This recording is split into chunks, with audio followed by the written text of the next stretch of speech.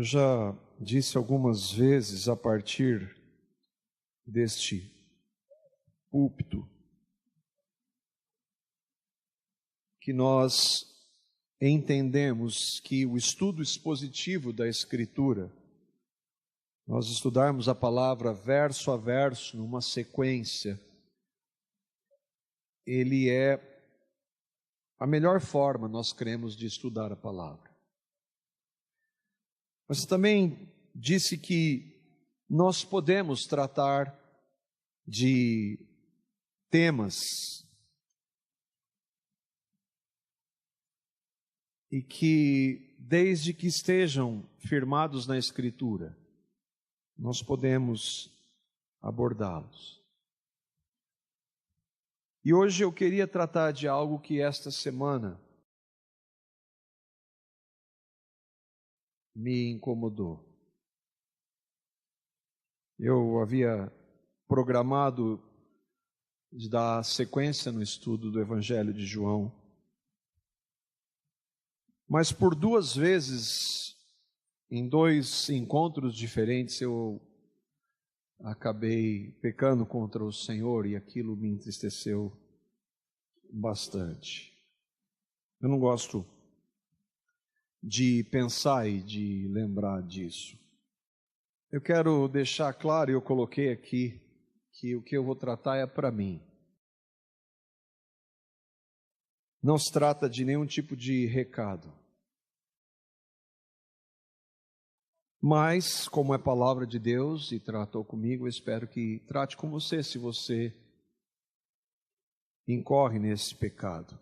Especialmente hoje que nós teremos a ceia do Senhor. O triste pecado da maledicência. Todo pecado traz tristeza. Ele traz tristeza para Deus porque pecado é contra Deus. A palavra diz que o Espírito Santo de Deus, ele se entristece. E ele se entristece com o pecado. Traz tristeza para os cristãos genuínos quando pecam.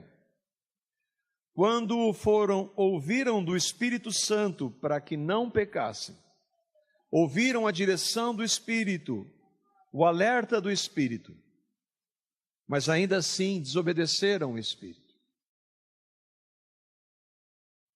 E quando isso acontece, os cristãos se entristecem. Além disso, todo pecado que nós cometemos nos mostra, nós somos responsáveis. Mesmo daqueles que nós não sabíamos que era. Ninguém é culpado pelo meu pecado.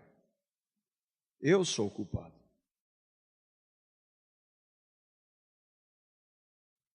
E diante de Deus, nada justifica o pecado. Absolutamente nada justifica qualquer forma de pecado. Não tem, mais aquela situação, mais isso, mais aquilo. Não existe justificativo. E quando nós estamos cientes disso, nós devemos, como cristãos, nos arrepender. Não existe justificativo para o pecado. A única resposta do cristão, quando peca, seja ele qual for, é arrependimento. Todo pecado entristece, mas talvez a maledicência, por ser tristemente muito comum e às vezes aceita, ela parece que não é tão grave assim. Quando você comete esse pecado, parece que não é tão grave. E isso torna esse pecado perigoso. Muito perigoso. Há um tempo atrás eu decidi abrir o meu coração aqui de púlpito. E tratei de algumas situações que Pedro diz que muitas coisas que nós fazíamos, nós deveríamos ou nos envergonhamos de tê-las feito. E eu entendi que devo tratar, tanto eu como o Flávio, que pregamos aqui, porque parece que por estar aqui, quando você está aqui nesse lugar mais elevado, parece que quem está aqui não sofre com lutas e com quedas. Parece intocável. Ainda que seja importante o testemunho, e é importante, a palavra fala que o presbítero ele deve ter uma vida irrepreensível, isso não significa impecável. Nós não temos que passar o que nós não somos, justamente isso, impecáveis. Eu não tenho que passar isso. E outra razão é que a Bíblia não esconde os pecados de ninguém. A Bíblia não escondeu os pecados de Abraão. A Bíblia não escondeu os pecados de Davi. A Bíblia não escondeu os pecados de Pedro, de Paulo. Nós temos os relatos dos pecados deles descritos. É claro que eu aprendi com um irmão J.C. Ryle, quando você vai pregar, não fale nós, fale eu, porque é você que está pregando. Eu não estou avaliando nenhum tipo de pecado, a palavra de Deus não permite que nós façamos isso. Paulo diz isso em Romanos, no capítulo 6. Eu gostaria de ler com vocês, Romanos 6, os versículos 1 e 2.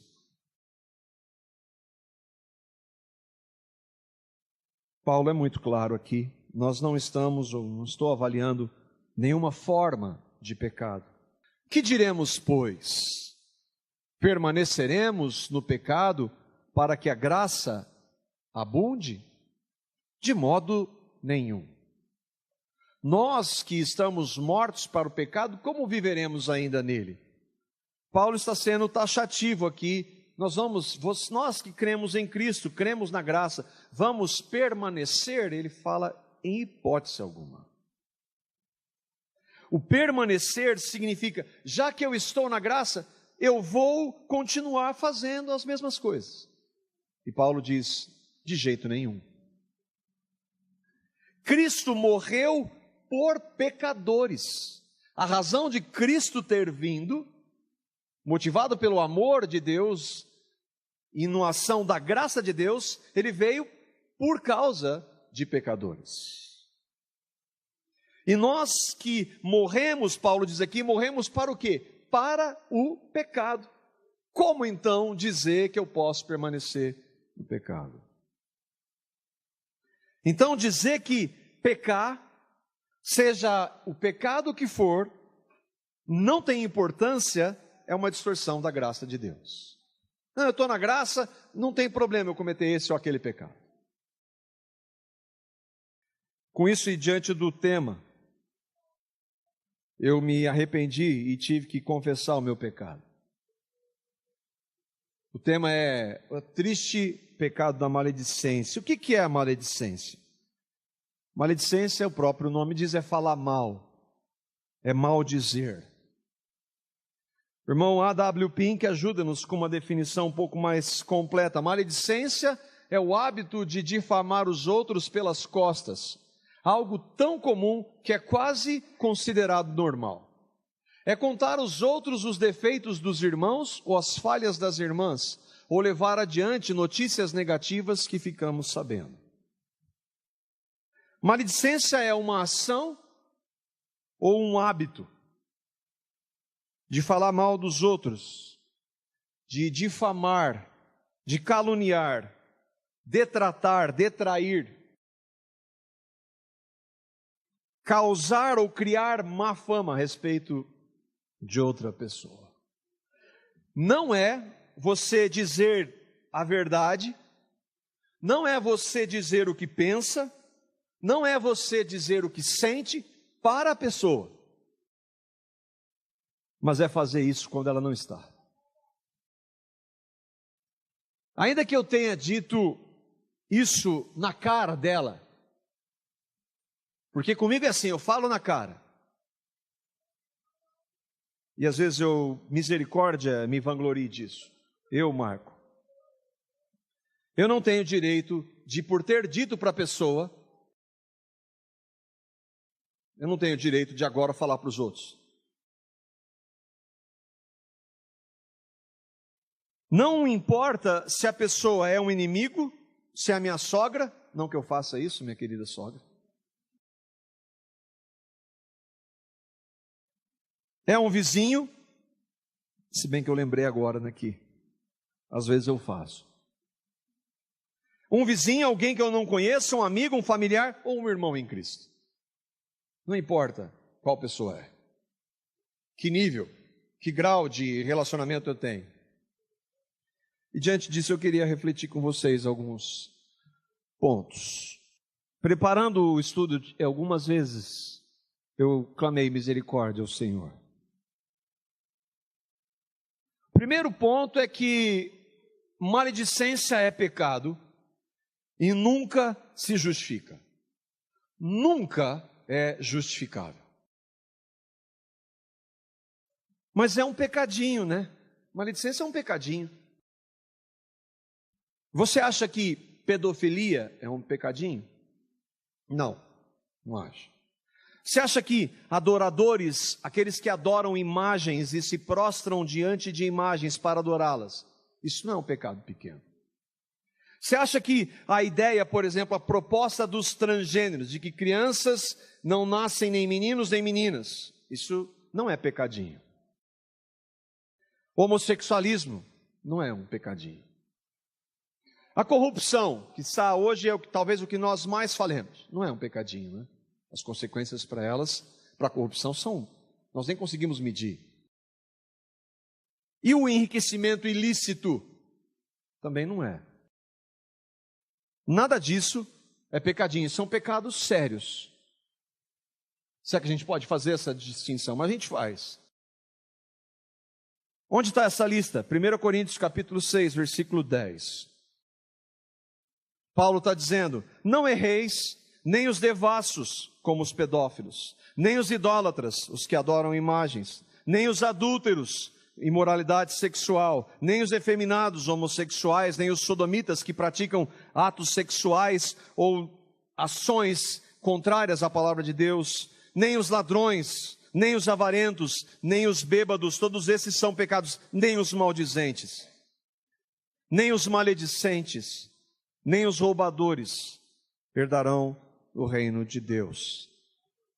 Maledicentes são pessoas que falam mal dos outros, difamam, detratam, maldizem, criam má fama dos outros. Aqui, essa lista está estabelecida de acordo com a gravidade? Não. Porque se nós pensássemos assim, nós teríamos que mudar a sequência. Alguma dúvida de que a lista aqui é de pecados? Alguma dúvida de que essa lista está tratando de pecados? Não. Alguma dúvida de que maledicência é pecado? Não. Alguma dúvida de que o pecado da maledicência está entre adultério, idolatria, homossexualismo, bebedice?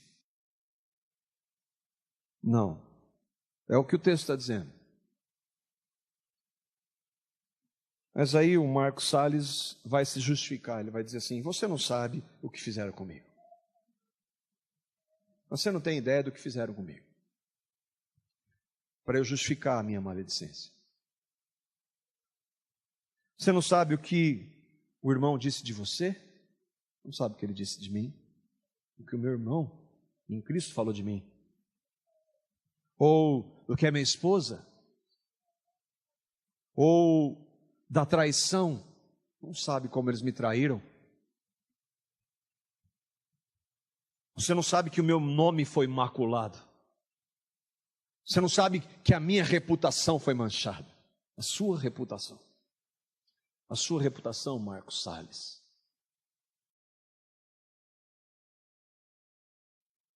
É verdade, eu não sei o que fizeram com você. Comigo eu achava que era grave. E eu já usei essa frase. Mas aí eu ouvi Pedro falando do meu Senhor. O que ele diz em 1 Pedro, capítulo 12, capítulo 2, versículos 19 a 23. É louvável que por motivo de sua consciência para com Deus, alguém suporte aflições, sofrendo injustamente. Como é que se suporta? Nós vamos ver como Jesus suportou. Pois que vantagem há em suportar açoites recebidos por terem cometido o mal?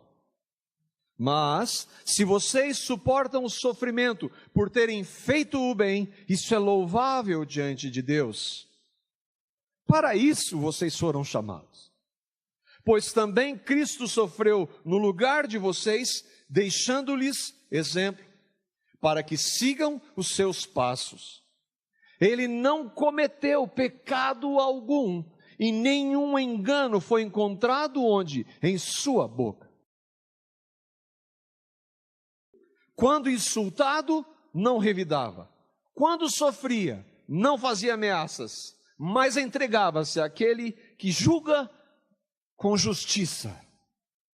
Você foi injustiçado. Marcos Salles, você foi injustiçado. Você foi caluniado. Isso lhe dá o direito de maldizer. Você tem certeza que você foi injustiçado? De acordo com quem? Qual o parâmetro? Será que você conhece toda a realidade? Você conhece o outro lado? Ainda que tenha certeza, Pedro está dizendo, suporte as aflições, sofrendo injustamente, suporte as aflições. Mas como Pedro, pois também Cristo sofreu no lugar de vocês, deixando-lhe exemplo. Jamais haverá injustiça maior com aquela que foi cometida contra o Senhor. E se você crê em Cristo, você sabe do que eu estou falando. E se você crê em Cristo, quando você se justifica falando mal de alguém, você sabe que deve se arrepender. Mas como Jesus, que é Deus, agiu quando ele foi cuspido, quando ele foi açoitado, quando ele foi crucificado injustamente, como ele agiu? Ele não cometeu pecado algum e nenhum engano foi encontrado em sua boca. Jesus não falou nada. Ele era o único. Isaías 53, os versículos 3, 5 e 7. O contexto, por causa do nosso tempo, nós vamos ler esses textos. Está descrevendo Jesus. Jesus, entre parênteses aí, porque ele não está relatado, Jesus aí, mas Isaías está falando dele. Jesus era desprezado e o mais rejeitado entre os homens, homem de dores, experimentado nos trabalhos, e como um de quem os homens escondiam o rosto, era desprezado e não fizemos dele caso algum. Mas ele foi ferido por causa das nossas transgressões e moído por causa das nossas iniquidades. O castigo que nos traz a paz estava sobre ele, e pelas suas pisaduras fomos sarados. Ele foi oprimido e afligido, mas não abriu a sua boca. Como um cordeiro foi levado ao matadouro, e como a ovelha muda perante os seus tosqueadores, assim ele não abriu a sua boca. Ele se entregou para aquele que julga justamente. Você está dizendo que nós devemos aceitar a injustiça? Em hipótese alguma. Jesus disse: bem-aventurados aqueles que têm fome e têm sede de justiça, mas quem a faz não somos nós. Eu não devo aceitar, mas eu devo agir como o Senhor, que quando insultado, não revidava. Quando sofria, não fazia ameaças. Ele ficava quieto. Só isso já bastava. Mas além disso, o que o Senhor Jesus pediu ao Pai em relação àqueles que cometeram a maior injustiça que já existiu aqui? Vamos ouvir o que Jesus fez e disse, Lucas 23, 33 e 34.